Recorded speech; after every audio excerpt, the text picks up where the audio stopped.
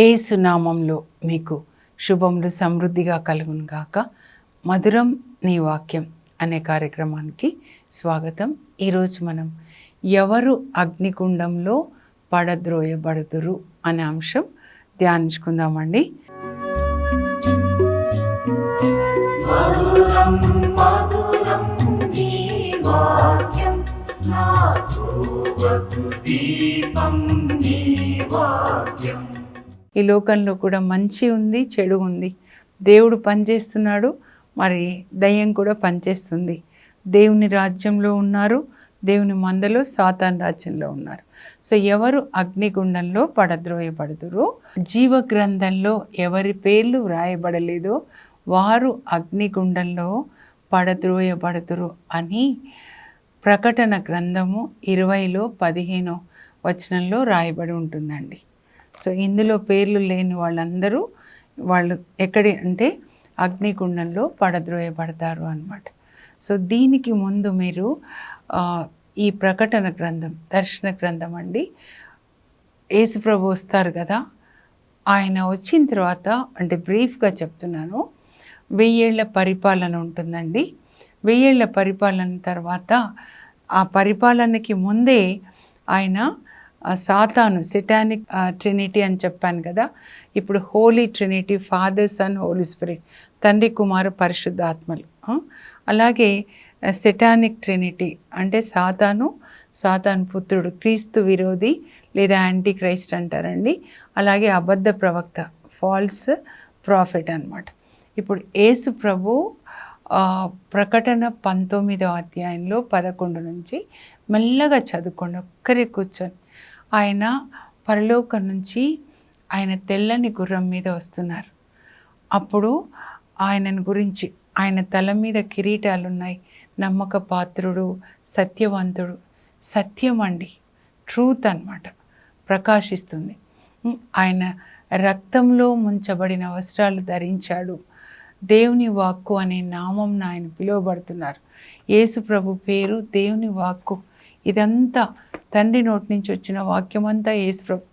కనుక యేసు ప్రభు తెలియాలి అంటే వాక్యం అంతా చదవాలండి.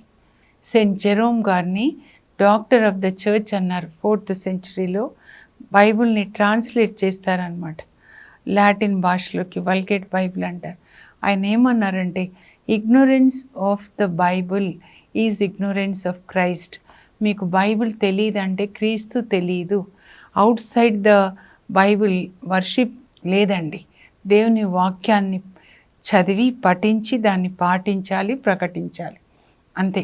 అయితే యేసు ప్రభు వస్తున్నారు కదా, గుర్రం మీద వస్తున్నారు. మొదటిసారి గాడిద పిల్ల మీద కూర్చొని వస్తారు. మన కొరకు యెరూషలేంలో సిలువలో మరణించడానికి గొర్రె పిల్లలాగా బలి అయ్యారు. ఈసారి ఆయన రాజులకు రాజులు ఎట్లా వస్తారండి? గుర్రాల మీద కదా, తెల్లని గుర్రం మీద వస్తున్నాడు అనమాట. ఆయన వస్త్రాల మీద, తొడల మీద ఏమని రాయబడి ఉంటుందంటే, రాజులకు రాజు, ప్రభులకి ప్రభు వస్తున్నాడు అనమాట. వచ్చిన తర్వాత ఆయన ఏం చేస్తాడు చూడండి. ఇప్పుడు ఆయన వచ్చేసరికి భూమి మీద సాతాను పుత్రుని పాలన ఉంటుంది 7 సంవత్సరాలు, అంటే యాంటీ క్రైస్ట్ పాలన. ఇంకా ఈయన అబద్ధ ప్రవక్త, మోసగిస్తూ ఉంటాడనమాట. దేవుని వాక్యాన్ని విశ్వసింపని వాళ్ళు, అంటే విధేయించని వాళ్ళలోకి దేవుడే మోసపుచ్చే ఆత్మని పంపిస్తాడంట. ఆ విధంగా వాళ్ళు అబద్ధాన్ని ప్రేమిస్తూ ఉంటారనమాట. యేసు ప్రభు వచ్చిన తర్వాత ఏం చేస్తాడు తెలుసా? ఈయనని ముందు, ఆయన రాగానే ముందు అగ్నిగుండంలోనికి పడద్రోయబడిన వ్యక్తి ఎవరు అని అంటే ఈ మృగం, యాంటీ క్రైస్ట్, బీస్ట్ అని అంటారు 13వ అధ్యాయంలో అనమాట. బీస్ట్ ఒకటి సముద్రంలో నుంచి వచ్చేసింది, ఇంకొకటి భూమి మీద నుంచి అబద్ధ ప్రవక్త. వీళ్ళిద్దరినీ బంధించి యేసు వాళ్ళని సలసల కాగే అగ్నిగుండంలోనికి నెట్టివేశాడు. మీరు పిక్చర్ చూడండి స్క్రీన్ మీద. సో ముందు అగ్నిగుండంలోనికి పడద్రోయబడేది ఎవరనంటే మృగం అన్నమాట. ఆ తర్వాత అబద్ధ ప్రవక్త ప్రజల్ని హింసించి, యేసు ప్రభు వచ్చినప్పుడు ఇంకా ఫైనల్ వార్ అండి. ఈ అంతిమ యుద్ధంలో యేసు ప్రభు గెలుస్తారు. సత్యము, నీతి, ప్రేమ గెలుస్తుంది. సాతాను అబద్ధికుడు, మోసగాడు, ఆయన నరకంలో అగ్నిగుండంలోనికి పడద్రోయబడతాడని వీళ్ళిద్దరు అయిపోతుందండి. ఇది ప్రకటన 19 అధ్యాయంలో 20వ వచనంలో ఉంటుంది. నెక్స్ట్ 20వ అధ్యాయానికి వచ్చేద్దాము. అక్కడ 20లో సాతాన్ని కొంతకాలం బంధిస్తారనమాట. అప్పుడు యేసు ప్రభు 1000 ఏళ్ల పాలన ఉంటుంది, 1000 సంవత్సరాలు పరిపాలిస్తాడు. ప్రకటన 24వ వచనం అనమాట. ఈ 1000 ఏళ్ల పాలనలో చాలా బాగుంటుందండి. ఏదైనా తోట అనుభవంలోనికి మనల్ని తీసుకెళ్తాడనమాట. అప్పుడు అన్నీ కూడా ప్రేమగా, జంతువులు, ఏ పాము లేకపోతే అదేంటి టైగరు మనకేమి హాని చెయ్యవు. ఇదంతా కూడా యెషయా గ్రంథంలో 11 అధ్యాయంలో 6 నుంచి 9 వరకు, ఆ తర్వాత 65వ అధ్యాయంలో 17 నుంచి 25 వరకు ఉంటుంది అనమాట. ఎవరికి కూడా హాని చెయ్యరు, జంతువులు కూడా హాని చెయ్యవు. అప్పుడు జంతువులన్నీ శాకాహారులుగా ఉండేవన్నమాట నోవా కాలం వరకు. అలాగే వెళ్ళిపోతాయి. ప్రకృతి దేదీప్యమానంగా ఉంటుంది. అందరూ ప్రేమగా, శాంతిగా, రోగాలు, అసూయ అంటే ఏంటి, ద్రాగుడు అంటే ఏది తెలియదండి ఆ 1000 ఏళ్ల పాలన. ఆ తర్వాత 1000 ఏళ్ల పాలన తర్వాత ఇంకా మీరు చదివితే సాతాన్ని బంధించారు కదా అగాధంలో. 1000 ఏళ్ల పాలన తర్వాత సాతాన్ విడిపించబడతాడనమాట. విడిపించబడిన తర్వాత ఏం చేస్తాడంటే గోగు మాగోగు, నేను మొన్న చెప్పాను కదండి, రష్యా, అక్కడి నుంచి తర్వాత అనేక మంది సైన్యాన్ని తన వైపు పోగు చేసుకొని యెరూషలేం మీదకి యుద్ధానికి వస్తాడనమాట. యేసు ప్రభు 1000 ఏళ్ల పాలన తర్వాత అనమాట. అప్పుడు ఈ సాతాన్ని కూడా యేసు ప్రభు ఏం చేస్తారంటే బంధించి, ఏ అగ్నిగుండంలోనికి మృగము ఆ తర్వాత అబద్ధ ప్రవక్త నెట్టివేయబడ్డారో ఈ మోసగాడగు సాతాను కూడా అగ్నిగుండంలోనికి త్రోసివేయబడతాడు. సో అగ్నిగుండంలో ఫస్ట్, సెకండ్, థర్డ్ సిటానిక్ ట్రినిటీ అంటే సాతాను, త్రిత్వం. నెక్స్ట్ ఎవరో చూద్దాం. ఇక్కడ ధవళ సింహాసన తీర్పు అని ఉంటుందండి 20వ అధ్యాయంలో. చాలా జాగ్రత్తగా మీరు వినండి. 11 నుంచి అక్కడ ధవళ సింహాసన తీర్పులో మృతులందరూ ఆయన ముందు నిలబడతారంట. ఎవరి మృతులంటే ఆత్మలో మరణించి, ఇప్పుడు వీళ్ళ లిస్ట్ అంతా నేను చదువుతాను. మోసగాళ్ళు, వ్యభిచారులు, హోమోసెక్షువల్స్, ఇంకా మాంత్రికులు, అబద్ధాలు చెప్పేవాళ్ళు, అంటే అన్ని రకాల అవినీతి పనులు, చీకటి పనులు చేసేవాళ్ళు. సాతాను వాళ్ళ లోపల అంటే పిశాచుల్ని పంపించి అలా జీవించిన వాళ్ళు అన్నమాట. వాళ్ళందరూ దేవుని సింహాసనం ఎదుట నిలబడినప్పుడు వాళ్ళందరూ కూడా మృతులు. సముద్రం కూడా అప్పగించింది మృతులని. అంటే సముద్రం క్రింద బంధించబడి ఉన్నాయన్నమాట కొన్ని ఫాలెన్ ఏంజిల్స్ అని చెప్పాను కదా. ఆదికాండం 6వ అధ్యాయంలో ఈ పడిపోయినటువంటి సాతాను దూతలు 2వ హెవెన్లో ఉన్నప్పుడు పరలోకం నుంచి 2వ ఆకాశంలోనికి, అక్కడి నుంచి భూమి మీద అందమైన స్త్రీలను చూసి వాళ్ళ భర్తల్లోనికి వెళ్ళి ఆ దూతలు, పడిపోయిన దూతలు వాళ్ళతో పాపం చేస్తారు. అందువల్ల దేవుడు వాళ్ళని బంధించి కటిక చీకట్లో ఉంచేశాడని 2 పేతురు 2:4లో రాయబడి ఉంటుంది అన్నమాట. ఇప్పుడు వాళ్ళందరినీ కూడా సముద్రం అప్పగిస్తుందంట తీర్పు కోసం. వీళ్ళందరూ అగ్నిగుండంలోనికి త్రోసివేయబడ్డారు. ఇంకా అంతేకాకుండా వీళ్ళ పాతాళ లోకం కూడా వాళ్ళని అప్పగించిందంట. పాతాళ లోకంలో ఎవరు ఉన్నారు అని అంటే ధనికుడు లాజరు. మీరు చదివితే పై భాగాన్ని పరదేశ్ అంటారు. అక్కడ అబ్రహాము ఒడిలో లాజరు వెళ్ళిపోయినాడు కదా. సో ఈ పరదేశ్ యేసు ప్రభు పరలోకానికి వెళ్ళినప్పుడు ఉన్నట్టుగా పరలోకానికి తీసుకొని వెళ్ళాడనమాట.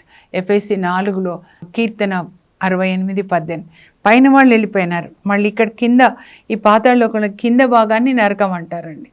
ఇప్పుడు వీళ్ళు త్రోయబడిన దాన్ని అగ్నిగుండం అంటారనమాట. సో ఈ పాతాళ లోకంలో ఎవరెవరు ఉన్నారో వాళ్ళని కూడా అప్పగించడం జరుగుతుందన్నమాట. వీళ్ళంతా అవిశ్వాసులుగా, సంఖ్యాకాండం 14లో కూడా మనం చూస్తాం చూడండి. వీళ్ళందరినీ అప్పగిస్తే వీళ్ళందరూ అగ్నిగుండంలో త్రోసివేయబడ్డారంట. మరి వీళ్ళందరూ ఎలాంటి వాళ్ళుగా ఉన్నారు ఈ లోకంలో? మనం ఒకసారి చూద్దామండి, లిస్ట్ ఒక్కొక్కటి చూద్దాము. ప్రకటన గ్రంథం 21వ అధ్యాయంలోనే 8వ వచనంలో 8 రకాల వాళ్ళు అన్నమాట. ఈ దుష్టుల యొక్క లిస్ట్ ఉంటుంది. అవిశ్వాసులు, పిరికి వాళ్ళు అంటే యేసు ప్రభుకి సాక్ష్యంగా ఉండడానికి భయపడిన వాళ్ళు అన్నమాట. చాలామంది అట్లా ఉంటారు కదా. నేను ధ్యానిస్తుంటే చాలామంది ఉన్నారు. కానీ యోహాను సువార్త 9వ అధ్యాయంలో యేసు ప్రభు పుట్టుగుడ్డి వానికి స్వస్థతనిచ్చినప్పుడు ఈ పరిసయ్యులు వాళ్ళ అమ్మ నాన్నని పిలిచి అడుగుతారు, వీడు మీ కొడుకేనా అంటే మా కొడుకే అని. మరి పుట్టడం ఎట్లా పుట్టాడు? గుడ్డివాడుగా. మరి ఇప్పుడు చూస్తున్నాడు, ఎట్లా చూస్తున్నాడు అంటే ఆయన చెప్తాడు వాళ్ళ అమ్మ నాన్నకి కూడా, ఇలా నాకు మట్టి రాసి అక్కడ కడుక్కోమన్నాడు, నాకు కంటి చూపు వచ్చింది. ఆయన దేవుడి నుంచి రాకపోతే ఎట్లా చూపు వస్తుంది? వాళ్ళతో కూడా అంటాడనమాట, ఆ పరిసయ్యులతో వాళ్ళతో అధికారులతో. ఆయన దేవుడి నుంచి రాకపోతే కంటి చూపు ఎట్లా ఇస్తాడు? ప్రపంచ ప్రారంభం నుంచి ఎవరైనా ఇచ్చారా? ఆయన క్రీస్తు కాకపోతే, మెస్సయ్య కాకపోతే.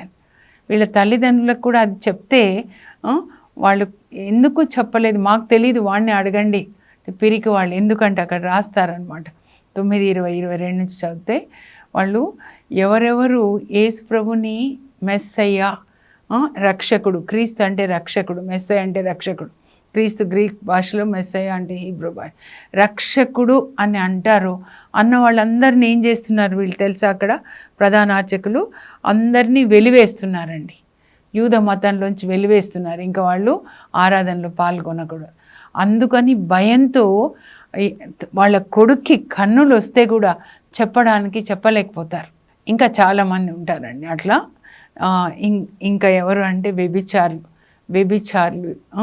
మన దావీదు పెద్ద కొడుకు ఏం చేస్తాడండి, దావీదు కుమార్తె తామార్తో మరి పాపం చేస్తాడు కదా.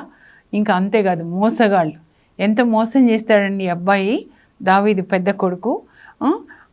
వాళ్ళ పెద్దనాన్న కొడుకు షమ్మా అన్నమాట, దావీదు వాళ్ళ అన్నయ్య కొడుకు ఈయనతో ఉంటున్నాడు అనమాట. చాలా క్లోజ్ వాళ్ళతోనే మనకి చాలా ప్రాబ్లమ్స్, చాలా పాపం చేయించేది చాలా క్లోజ్గా ఉన్న వాళ్ళతో జరుగుతుంది. మనకి పరిశుద్ధాత్మ లేకపోతే గ్రహించలేకపోతే కజిన్ అవుతాడు. దావీదు పెద్ద కొడుకు అమ్నోన్ అంటే నెక్స్ట్ తండ్రి సింహాసనానికి ఆయన అర్హుడు అనమాట, రాజు కాబోయేవాడు. సాతాను ఎట్లా ప్లాన్ చేశాడంటే, వాళ్ళ పెద్దనాన్న కొడుకు షమ్మా కొడుకు ఈయనతో ఉంటున్నాడు, యోనాదాబ్ అనమాట.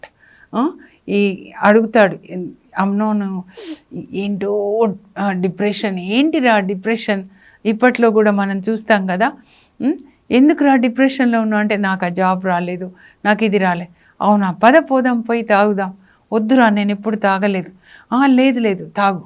ఎవరు మొదటిసారి తాగించి పాపం చేస్తున్నారు, ఒకసారి వద్దు అంటారు, తర్వాత నాకు కావాలి అంటారు అనమాట.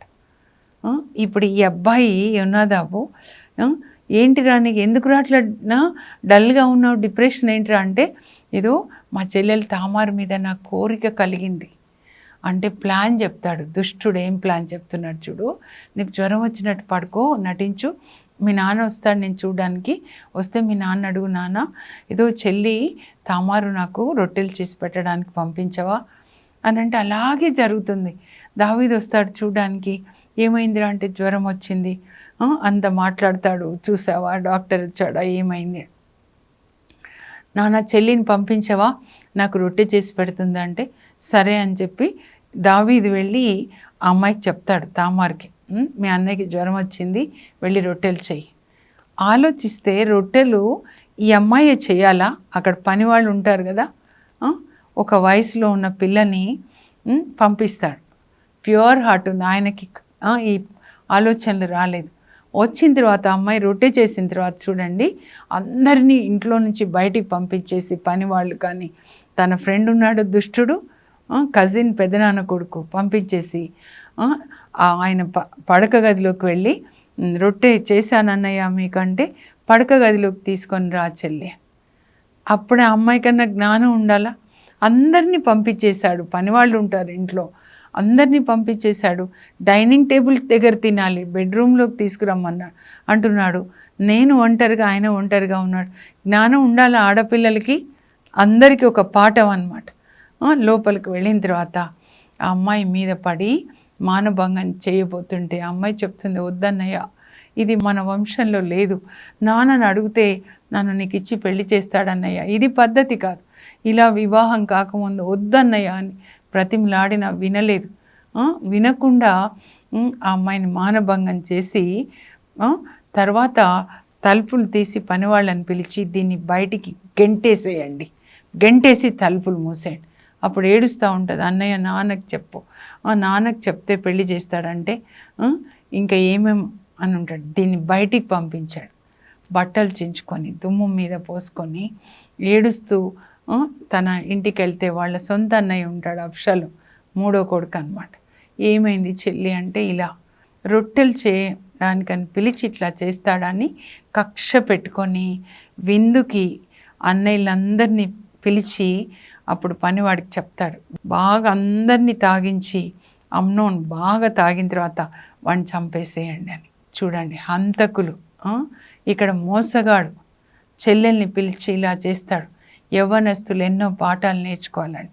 వీళ్ళందరూ ఎక్కడికి వెళ్ళారండి ఇప్పుడు? ఈ అబ్షాలోము, ఈ అమ్నోను, దావీదు పిల్లలు, అలాంటి వాళ్ళందరూ అన్నమాట. మోసగాళ్ళు ఏ రకంగా మోసం చేస్తున్నారు. ఆడపిల్లలు ఫోన్ చేస్తూ ఉంటారు నాకు, ఇట్లా మోసం చేశాడు అక్క, ఇట్లా నీ కోసం ఉంటా అని చెప్పాడు, ఇప్పుడు వెళ్ళిపోయినాడు నాతో ఉండి. ఇక్కడ చదువు కోసం జాబ్స్ కోసం వస్తారు హైదరాబాద్లో. వీళ్ళందరూ ఎవరు తప్పించుకోలేరు. ఇలా ఆడపిల్లల్నే కాదు, బిజినెస్లో మోసం చేసేవాళ్ళు కానీ ఎవ్వరు కూడా, మోసగాళ్ళు, వ్యభిచారులు, అబద్ధాలు చెప్పేవాళ్ళు, మాంత్రికులు, వీళ్ళందరూ కూడా అగ్నిగుండంలోనికి పడద్రోయబడతారు. ఎవరు తప్పించుకోలేరండి. దేవుని కంటికి ఎవరు మరుగై ఉండరు. మనందరికీ ఒక్కొక్క దూత పైన అన్నీ రాస్తూ ఉంటాడు. అందుకే ఇక్కడ ఏమని ఉంటుందంటే, గ్రంథాలు విప్పబడును అందున్నవి చదువాను. ఇప్పుడు నేను కొన్ని చదువుతానండి, మీరు ఇవన్నీ రాసుకొని చెక్ లిస్ట్ అన్నమాట. ఎక్కడైనా ఉన్నామా, ఉంటే యేసు రక్తంలో కడుక్కొని ఇంకా మళ్ళీ ఆ పాపం చేయకూడదన్నమాట. చాలా ముఖ్యమైనది. ఎవరు అగ్నిగుండంలో పడద్రోయబడుదురు, జీవగ్రంథంన ఎవరి పేర్లు వ్రాయబడలేదో వారందరూ అగ్నిగుండంన పడద్రోయబడుదురు. ప్రకటన 20:15. ప్రకటన 21:8లో 8 రకములైన దుష్టులు అన్నమాట. పిరికి వారికిని, అవిశ్వాసులకును, మోసగాండ్రకును, నరహంతకులకును, వ్యభిచారులకును, మాంత్రికులకును, విగ్రహారాధకులకును, అబద్ధీకులకును గంధకయుక్తమైన అగ్నిగుండమే తగిన స్థలం. అదియే రెండవ మరణం. ఆత్మ శరీరంలో నుంచి బయటికి రావడాన్ని మొదటి మరణం అంటారండి. అది అందరికీ ఉంటుంది. తీర్పు తర్వాత ఎవరైతే అగ్నిగుండంలోనికి పడద్రోయబడతారో అక్కడ నిత్యము కాలుతూ ఉంటారు. దాన్ని రెండవ మరణం అంటారు. ఈ రెండో మరణం నుంచి తప్పించడానికే యేసు ప్రభు మన కొరకు శిలువలో మరణించారు. వక్రబుద్ధులు, మాంత్రికులు, వ్యభిచారులు, నరహంతలు, విగ్రహారాధకులు, అబద్ధీకులు పరలోకంలో ప్రవేశించరు. మత్తయి 13:42. దుష్టులు అగ్నిగుండంలో పడద్రోయబడుదురు. 1 కొరింథీ 6:9-10 అండి. దుష్టులు దేవుని రాజ్యంనకు వారసులు కారు. మోసపోకుడు, జారులను, వ్యభిచారులను. రెండిటికి తేడా ఏంటంటే, ఇంగ్లీష్లో జారులు అంటే ఫానికేటర్స్ అండి. వ్యభిచారులు అంటే అడల్టరర్స్. వివాహానికి ముందు పాపం చేస్తే దాన్ని ఫానికేషన్ అంటారు. Sex before marriage. అడల్టరీ, వ్యభిచారం అంటే సెక్స్ ఆఫ్టర్ మ్యారేజ్, అంటే భార్య భర్తలు కాకుండా ఇంకో స్త్రీతో, ఇంకో పురుషునితో అన్నమాట. విగ్రహారాధకులను, నపుంసకులను, పురుష సంయోగులను, హోమోసెక్షువల్స్ అండి. దొంగలను, దురాశపరులు చూడండి, ధనాశ అన్నమాట. త్రాగుబోతులను, దూషకులను, దోచుకొని వారును అగువారు దేవుని రాజ్యంనకు వారసులు కారు. గలతీ 5:19-21 అండి. జారత్వము, అపవిత్రత, కాముకత్వం. Fornication is different from adultery. And ఇక్కడ కాముకత్వం అంటే వాళ్ళకి ప్రతిసారి ఒక కొత్త అమ్మాయి కావాలన్నమాట. అది భయంకరమైన పిశాచు. వ్యభిచారం అంటే భార్య కాక రహస్యంగా ఇంకొకరో ఇద్దరు ఉండడం. కానీ ఇదే అయితే చాలామంది అన్నమాట. జారత్వము, అపవిత్రత అంటే ఎప్పుడు అపవిత్రమైన మాటలు, అపవిత్రమైన బొమ్మలు చూడడము, అపవిత్రమైన ఆలోచనలు, అపవిత్రమైన వినడము ఇష్టపడతారండి ఈ పిశాచులు. ఇవన్నీ పిశాచులు అన్నమాట. విగ్రహారాధన, కొలొస్సీ 3:5లో ధనాశ విగ్రహారాధనకి మరొక పేరు అంటారు. మాంత్రిక శక్తి, శత్రుత్వంతో చంపేస్తాడండి అబ్షాలోము వాళ్ళ అన్నయ్యని. కలహాలు, అసూయ, సౌలు అసూయతోనే దావీదుని చంపాలనుకొని చివరికి ఆయనే ఆత్మహత్య చేసుకొని చస్తాడు. అసూయ చంపుతుందండి. అసూయ చాలా భయంకరం. యోబు 5:2లో అసూయ చంపుతుంది. సౌలు ఉదాహరణ అన్నమాట. క్రోధము, స్వార్థము, కక్షలు, వర్గతత్వం, మీ కులం, మా కులం, మా భాష, మీ భాష, వీళ్ళందరూ నరకానికి వెళ్తారండి. మనందరం ఒకే తండ్రి బిడ్డలు, ఒకే రక్తంలో కడగబడ్డాం, ఒకే ఆత్మ. పరలోకంలో ఏ వర్గతత్వాలు ఉండవండి, ఒకే కుటుంబం. మాత్సర్యము, త్రాగుబోతుతనము, విందులు, వినోదములు మొదలగు పనులు చేయువారు దేవుని రాజ్యంనకు వారసులు కారు. Attention to త్రాగుబోతులు. వ్యభిచారి అయినను, అపవిత్రుడైనను, లోబి అయినను, అనగా విగ్రహారాధకుడైనను క్రీస్తు యొక్కయు దేవుని యొక్కయు రాజ్యంనకు వారసుడు కాడు. దయచేసి ఇవన్నీ రాసుకొనండి. చెక్ లిస్ట్ ఎందుకు చెప్తున్నా అంటే ఈ లిస్టులో మనం ఉండకూడదు. ఇప్పుడు ప్రార్థన చేసుకుందాం. ఏమని అంటే ఆ దుష్టుల లిస్టులో మనం ఉండకూడదు. ఆత్మలో మరణించిన వాళ్ళు వీళ్ళంతా మృతులు అన్నమాట. కానీ మనం జీవవాక్యాన్ని చదివి మన ఆత్మలో జీవిస్తూ అందరం పరలోకానికి వెళ్ళాలి. అదే రెండోది చెప్తాను, మర్చిపోయాను, ఇప్పుడు గుర్తొచ్చింది. రోమా 8:5 నుంచి పౌలు రాస్తాడు, శరీరానుసారులు శరీరం ఏమి కోరునో వానికే తమ మనసులు ఇస్తారు, ఆత్మానుసారులు ఆత్మ ఏమి కోరునో వానికే తమ మనసులు ఇస్తారు. శరీరానుసారమైన జీవితము ఇదిగో అగ్నిగుండానికి, ఆత్మానుసారమైన జీవితము పరలోకానికి దారితీస్తుంది. పరలోకపు మా తండ్రి, మీ పరిశుద్ధ నామం నాకు స్తోత్రం కలుగును గాక. ఎవరెవరు అగ్నిగుండంలో పడద్రోయబడతారని 2000 సంవత్సరాల క్రితమే మాకు బోధించారు ప్రభా. ఈ లిస్టులో మేము ఉండకుండా సహాయం చేయండి. మాకు దైవ భీతిని కలిగించే ఆత్మని దయచేయండి. మిమ్మల్ని గౌరవిస్తూ మీరు చెప్పిన విధంగా జీవించడానికి యేసయ్య మాకు కృపని దయచేయండి. మా కొరకు ఇలా జీవించాలని చెప్పడానికి పరలోకం నుంచి వచ్చి మీరు శరీర రూపం ధరించారు, పరలోక రాజ్యాన్ని గురించి బోధించారు, మా కొరకు సిలువలో మరణించారు, మా కొరకు మీరు పునరుత్థానుడై మాకు పునరుత్థానాన్ని ఇచ్చారు, మా కొరకు పరలోకాన్ని తెరిచి పరలోకంలో ఇల్లు కట్టి మమ్మల్ని తీసుకెళ్ళడానికి రాబోతున్నారు. మేము వాక్యం ప్రకారం జీవించాలని మా కొరకు మీరు తండ్రి దగ్గర విజ్ఞాపన చేస్తూ ఉన్నారు ప్రభా.